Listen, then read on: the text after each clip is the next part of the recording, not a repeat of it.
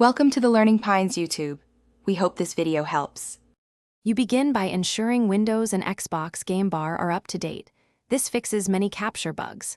Next, enable Game Bar in Settings, confirm keyboard shortcuts, and set your capture folder so files save predictably.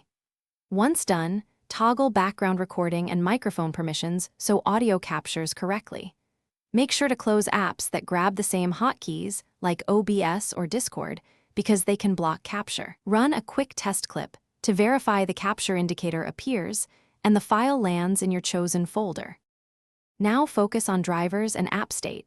Update your GPU drivers and enable hardware-accelerated GPU scheduling if supported, because encoding issues often stem from GPU mismatches. Then reset the Xbox Game Bar app in App Settings to clear corrupted caches. This preserves your files while refreshing the service. After that, refine capture settings, lower quality or frame rate to test stability, and reduce recording length to avoid disk buffering problems. Make sure Game Bar has background and storage permissions so captures actually write to disk.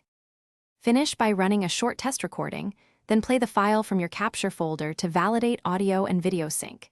If playback fails, move or rename the file and check file permissions. Windows sometimes blocks new captures from opening until indexing completes.